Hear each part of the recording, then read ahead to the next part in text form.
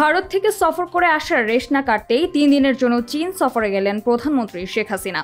রাষ্ট্র এই সফরটিতে ভূ রাজনৈতিক অবস্থান আর অর্থনৈতিক সংকটের বাস্তবতায় বাংলাদেশের জন্য বেশ গুরুত্বপূর্ণ হিসেবে দেখা যাচ্ছে।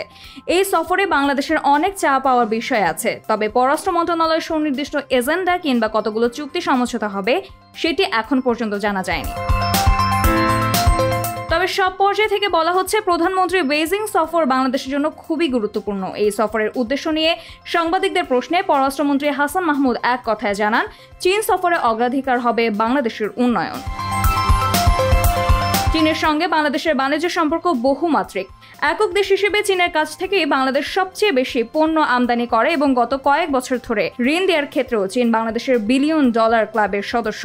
অর্থনীতিবিদেরা বলছেন, চীনের সঙ্গে বাংলাদেশের সম্পর্কের নানান মাত্রা আছে। চীনে আমাদের অনেক ছাত্ররা যান, সুতরাং শিক্ষা, অবকাঠামো, কালচার এক্সচেঞ্জ, আমাদের বাণিজ্য বিনিয়োগ সুবিধা এসব বহুমাত্রিক একটা আলোচনা হবে বলে মনে হচ্ছে। 2016 সালে চীনের প্রেসিডেন্টের ঢাকা সফরের পর বাংলাদেশ চীন সম্পর্ক কৌশলগত সহযোগিতার স্তরে উন্নীত হয়। এবার বাংলাদেশের প্রধানমন্ত্রী চীন সফরে ঢাকা বেইজিং দ্বিপক্ষীয় সম্পর্কে নতুন কি মাত্রা যুক্ত হয় সেদিকে দৃষ্টি থাকবে অনেকেরই। চীনের বৈশ্বিক রাজনৈতিক স্বার্থে বাংলাদেশ কিভাবে কতটা যুক্ত হয় তার নজর থাকবে সেদিকেও। তিস্তা প্রকল্প, রোহিঙ্গা সমস্যা, বাণিজ্য, বিনিয়োগ এবং অর্থনৈতিক সংকট সমাধানের জন্য চীনের ঋণ নেওয়ার বিষয়টিও আলোচনায় থাকতে পারে।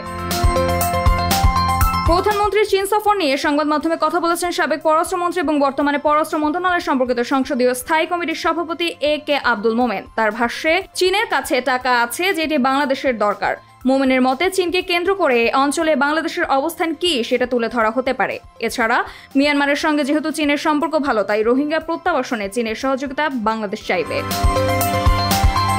চীন সফরে তিস্তা প্রকল্পে বিনিয়োগ এবং বাস্তবায়নে কোন দেশের সহযোগিতা নেওয়া হবে সেই প্রসঙ্গে বিস্তর আলোচনা হয়েছে। তিস্তা প্রকল্পে ভারতের প্রস্তাব সামনে আসার পর এ প্রকল্পে চীনের প্রস্তাবের ভবিষ্যৎ কি হবে সেটি বাংলাদেশ জানতে পারে এবারের শীর্ষ বৈঠকে। চীনে নিযুক্ত বাংলাদেশের সাবেক রাষ্ট্রদূত মুন্সি ফয়েজ আহমেদ মনে করেন, বাংলাদেশ চাইলে উভয় দেশকে তিস্তা প্রকল্পে যুক্ত করতে পারে।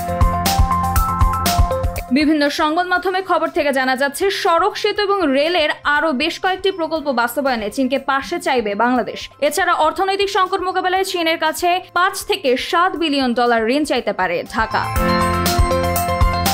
এরই মধ্যে সড়ক এবং রেল মন্ত্রণালয়ের 9টি প্রকল্প অর্থায়ন প্রস্তাব পররাষ্ট্র মন্ত্রণালয়ে পাঠানো হয়েছে। তাতে পদ্মা সেতু রেল সংযোগের সঙ্গে বরিশাল হয়ে পায়রা বন্দর এবং কুয়াকাটা পর্যন্ত রেল লাইন নির্মাণের প্রকল্প রয়েছে। এছাড়া মেট্রো রেলের একটি প্রকল্প বাস্তবায়নে চীনের অর্থায়ন চাওয়া হতে পারে বলেও জানা যাচ্ছে। বাংলাদেশকে ঋণ দেওয়ার তালিকায় চীনের অবস্থান এখন শীর্ষ 5-এ উঠে এসেছে। এছাড়া দ্বিপাক্ষিক আলোচনার ভিত্তিতে ঋণ নেওয়ার তালিকায় জাপান এবং রাশিয়ার পরে চীনের অবস্থান। 2016 সালে বাংলাদেশে চীনের প্রেসিডেন্টের সফরের পর থেকে ঋণ দেওয়ার পরিমাণ দ্রুত বেড়েছে। গত 4 অর্থ বছরে বাংলাদেশের 3 বিলিয়ন ডলার এসেছে চীন থেকে। এবারও অনেকগুলো বড় প্রকল্পে বিপুল অঙ্কের ঋণ নেয়ার প্রস্তাব তৈরি হচ্ছে বলে পত্রপত্রিকায় খবর বেরিয়েছে। চীনের ঋণ নিয়ে বিপদের আশঙ্কা এবং বৈদেশিক ঋণ পরিস্থিতির মূল্যায়ন করে অর্থনীতিবিদরা চীনের ঋণ নিয়ে সতর্ক থাকার পরামর্শ দেন। সামিহা তাবাসসুম, খবর সংযোগ।